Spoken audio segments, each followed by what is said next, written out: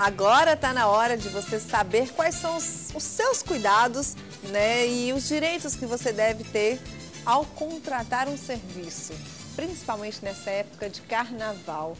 Gente, para você não ter uma dor de cabeça tremenda, voltar satisfeito, eu trouxe para você o Dr. Carlos Rebouças. Agora sim, bom dia. Bom dia, Babi. Na hora de viajar, quais são os cuidados que nós devemos ter para contratar um serviço?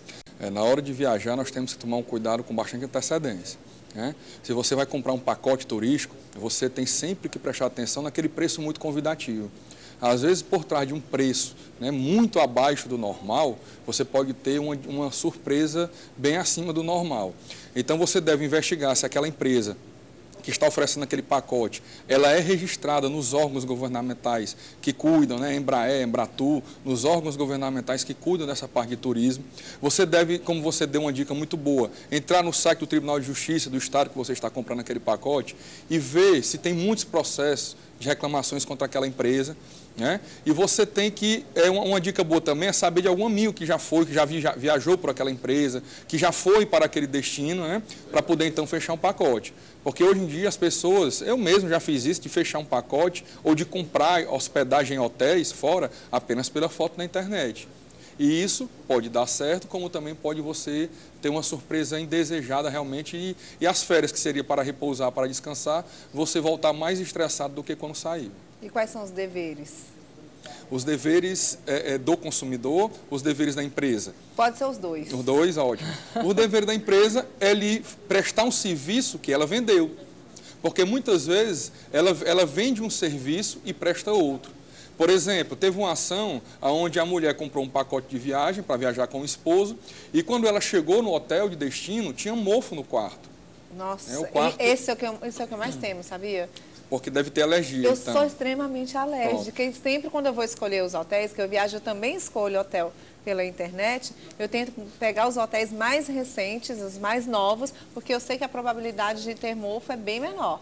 Mas imagine se você chega num quarto desse e você que é alérgico e tem esse mofo no quarto. Você tem a viagem prejudicada. Já aconteceu também. Então, isso é um vício na prestação do serviço. É um defeito na prestação do serviço. Né? A companhia, porque existe o Código de Defesa do Consumidor, ele diz que há uma solidariedade na responsabilidade. Ou seja, tanto o hotel quanto a empresa que vendeu o pacote turístico têm a responsabilidade e podem ser demandadas na justiça. E aí o consumidor escolhe contra qual quer entrar ou entra contra as duas, que eu aconselho mais. Nesse caso específico, ela entrou na justiça, requerendo indenização devido ao serviço que não foi fornecido da maneira vendida, e aí ela ganhou e a empresa recorreu em todas as instâncias e todas as instâncias confirmaram que ela tinha sim direito a essa indenização. Então, você tem que tomar cuidado preventivamente, quando for comprar ou adquirir esse pacote de viagem e tem que buscar os seus direitos quando esse serviço não for bem prestado. E o turista, Babi, quando ele busca seus direitos, ele não está atrás de indenizações para enriquecer. Isso não existe. E criou-se essa tese da indústria da indenização, foi criada exatamente pelos grandes escritórios, das grandes empresas, para que os valores das indenizações fossem reduzidos a patamares quase que irrisórios. A pessoa entra com indenização e ganha uma indenização de R$500, de R$1.000. A pessoa que entra com a indenização, ela quer, na verdade, ter a satisfação de saber que fez alguma coisa, que o seu direito foi ferido, as suas férias foram estragadas, que ela passou um momento ruim enquanto iria descansar e que aquela empresa vai responder por esse dano. E aí você tem outros problemas, como, por exemplo, voos. Quais são os direitos que você tem em um voo? Se você chega no aeroporto e o seu voo atrasa 1 hora, aquela companhia aérea ela já tem a obrigação de lhe fornecer meios de comunicação, ou seja, internet, ou seja, telefone, para que você possa entrar em contato com as pessoas que estão lhe aguardando no local de destino e até com as pessoas que estão no local de partida ficarem tranquilas em relação ao que está acontecendo com você. A partir de 2 horas de atraso do avião, você já tem direito à alimentação adequada. É uma resolução da ANAC que fala que você tem direito à alimentação adequada. Aí, infelizmente, algumas vezes, na maioria das vezes, essa alimentação adequada, eles levam você para uma lanchonete e tome sanduíche e refrigerante. Mas tudo bem. E a partir de 4 horas de atraso, aí você tem direito a hotel, né, acomodação em hotel, você tem direito ao traslado do aeroporto até o hotel, tudo pago pela companhia aérea, e tem direito à alimentação, até que você seja relocado em um voo. E mesmo assim, quando você tem toda essa atenção da companhia aérea, que é obrigada por lei, e que se muitas vezes você não tem conhecimento dos seus direitos, você acaba não sendo resguardado. A companhia aérea não chega para você para dizer, olha, o seu voo vai atrasar 4 horas, então vou lhe colocar no hotel. Não fala isso, né? Eles falam, fica esperando aqui, né? Então, você tem que saber desse seu direito para poder exigi-lo. E aí eles vão lhe dar esse direito. E aí eu acho que até sei por que você está dizendo isso, que eu estava contando para ele aqui nos bastidores, que eu peguei um voo eu fui de Goiânia para Brasília de carro, para em Brasília pegar um avião e voltar para Fortaleza. Quando eu cheguei em Brasília, o voo era 3 horas da tarde, recebi a informação que meu voo tinha sido cancelado e que eles iam me colocar em um outro voo, o próximo voo que eles conseguissem, para Fortaleza. E o outro voo que eles iriam conseguir lá era pelas 9 da noite, 9 e tanto da noite. E aí, quando eles falaram, ó, seu voo foi cancelado, eu olhei para ele assim, tá, ok, eu vim de Goiânia para cá de carro, vou fazer o quê? Ele, não, a senhora espera. Eu falei, a senhora espera. Eu falei, eu vou esperar aqui, é ruim que eu vou esperar aqui. Ou seja, se eu não soubesse, como cidadã, desse direito que eu tenho, eu teria feito o que ele falou, esperar de 3 horas da tarde até as 9 e tanto da noite para ser colocado em outro voo para Fortaleza. Isso. Então, realmente, você tem que ficar atento, porque ele não chega te oferecendo, olha, a senhora tem direito a um lanche, a senhora tem direito a uma hospedagem, a senhora tem direito a isso, não. Busque os seus direitos. Aliás, eu acho que as pessoas, não tem um livrinho do direito direitos e deveres? Tem alguma coisa assim? Tem sim. Inclusive nos aeroportos você tem como buscar a resolução da ANAC. Eu gostaria da última resolução da ANAC sobre o atraso de voos, eles têm que lhe fornecer. Porque esse direito de 4 horas, a partir de 4 horas de atraso, você ter direito ao hotel, já é uma coisa até um pouco mais antiga. Mas essa questão da comunicação em 1 hora e em 2 horas você ter alimentação adequada, você não ficar ali, não ter que tirar do seu bolso para pagar a alimentação, isso aí é novo, é uma resolução nova da ANAC. Então, mas nos aeroportos mesmo, você tem que ter acesso a isso. Outra coisa importante, hoje em dia, eles são obrigados, as companhias aéreas, a lhe fornecer uma documentação de que houve um problema. Exemplo, o voo foi remarcado, ou o voo foi cancelado. Eles têm que lhe dar um documento informando isso. Isso é importante porque você vai instruir o processo que você vai entrar contra essa companhia aérea se você tiver algum dano. Antes, as pessoas se sujeitavam a ficar nos corredores, nos saguões dos aeroportos, tirando foto daquele monitor, onde ficava informando, voo atrasado. Eles ficavam ali tirando fotos para poder provar que passaram por aquele constrangimento. Hoje em dia não, você vai até o balcão da companhia e exige esse documento, eles têm que dar. Inclusive, a resolução também diz que as companhias maiores, as que têm o maior volume de passageiros, num caso desses, ela tem que disponibilizar um balcão de atendimento ao consumidor, para tirar todas essas dúvidas e resolver esses problemas. Infelizmente, ainda há uma cultura onde você tem que lutar muito pelo seu direito no Brasil. Ninguém chega dando o seu direito de bandeja. Então, você tem que estar sempre bem informado para poder saber exigir, né? E outra grande surpresa, no local de destino da viagem, ou seja, regressando para casa ou indo no começo da viagem, é a bagagem. E quando a bagagem some, né? Vi um caso, por exemplo, de uma pessoa que a bagagem não sumiu, mas quando ela pegou na mala, sentiu a mala mais leve. Né? Sentiu a mala mais leve. Uma mala que pesava 12 quilos, estava aí com 5 quilos a menos. Né? E ela sentiu mais leve, e aí ela dirigiu-se logo ao balcão da companhia e disse, pese minha mala.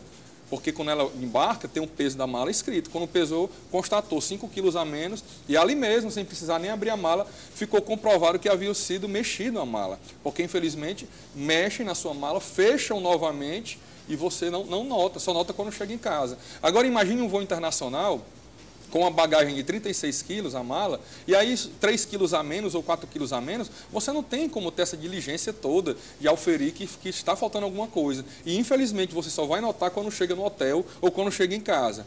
E aí, muitas vezes, telefona para a companhia aérea e ela diz, não, você teria que ter reclamado aqui no aeroporto. Como? Se eu só fui notar em casa. Então você tem que documentar aquilo, né? Você procura uma delegacia de polícia, né? Faz uma ocorrência policial, né? Faz um BO informando que aquilo aconteceu. Se você tiver as notas fiscais das coisas que estavam na mala, ótimo, né? Que aí você instrumentaliza bem o processo. Se não, você tem que provar de outras formas. E aí o consumidor vai encontrar mais uma barreira, né? Porque existe uma convenção de Varsóvia, que o Brasil é signatário. Essa convenção de Varsóvia, ela diz que tem um teto para limitar a indenização de bagagem. Esse teto seria de $400, né? Por mala. Seria um teto de $400. Então, existe um conflito entre essa Convenção de Varsóvia, que o Brasil é signatário, e entre a Constituição Federal, porque a Constituição diz que não existe teto para... Ela não limita indenização. Então, hoje nós temos julgados no STJ, alguns ministros concordam com a aplicação da Convenção de Varsóvia e outros não. Outros dizem, não, essa limitação não pode existir, porque se uma pessoa provar que naquela mala tinha, por exemplo, R$3.000 em objetos pessoais, eu não posso limitar agora a $400, que vai dar mais ou menos 900 reais, né? Então, existe essa questão jurídica. Mas o importante é que o consumidor esteja sempre documentando tudo, né? Ele documente o que aconteceu com ele registre. Outra coisa, infelizmente, não adianta ficar batendo boca em balcão de companhia aérea.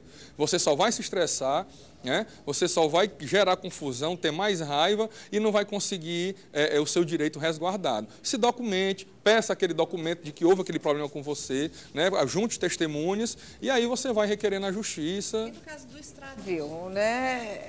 Já aconteceu comigo, eu estava indo para Marabá, no Pará, e a minha mala foi parar em Florianópolis, não sei como, né? Nos extremos, passei 2 dias sem a minha mala, chegou, depois fui buscar. E aí, como é que a pessoa procede nisso daí? E como é que a companhia deve responder? Pronto, se a mala não veio... Ela não chegou. Você tem que ir até a companhia aérea, lá ele tem um documento específico para desvio de mala, né? Para extravio de mala. Você preenche aquele documento e aí a companhia aérea vai ter que lhe dar uma resposta e vai ter que deixar essa sua mala na sua residência. Vai se encarregar. E você de compra enviar... suas roupas, seus sapatos e se vira. Isso. Agora, por exemplo, se você está viajando, vamos dizer, você foi contratado para ministrar uma palestra em outro estado. Quando você chega lá, sua mala foi desviada. A companhia chega para você e diz, não, aluga um terno, aluga uma roupa.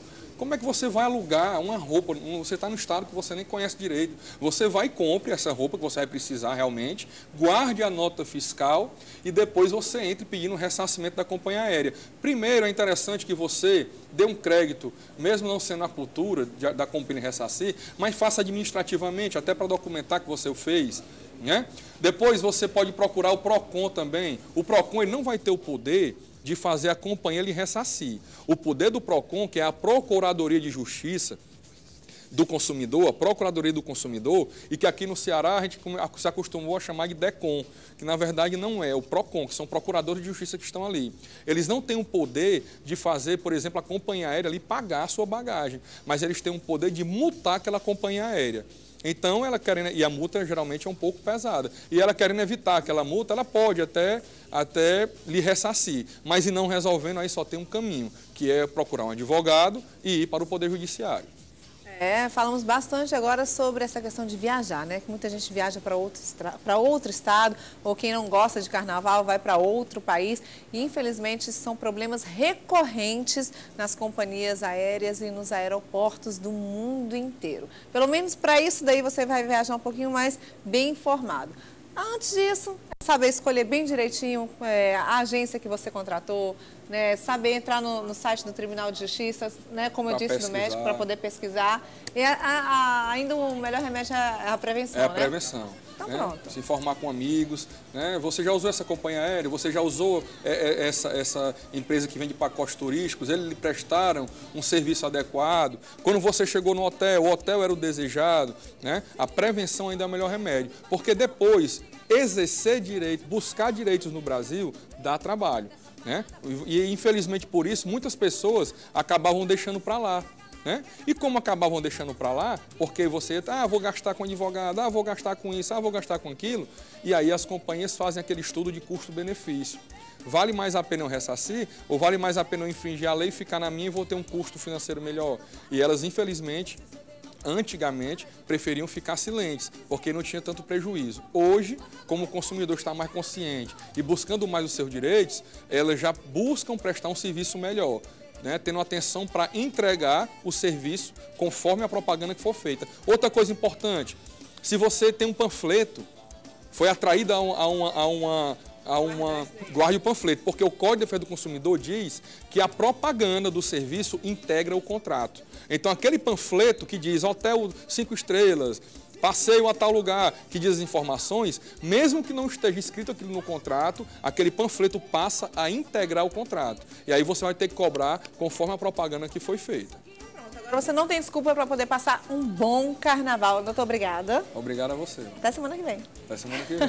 Ó, daqui a pouco tem o nosso quadro, o artista é você. E de onde é mesmo? Ah, do bairro Castelão. Tem visita aqui hoje do bairro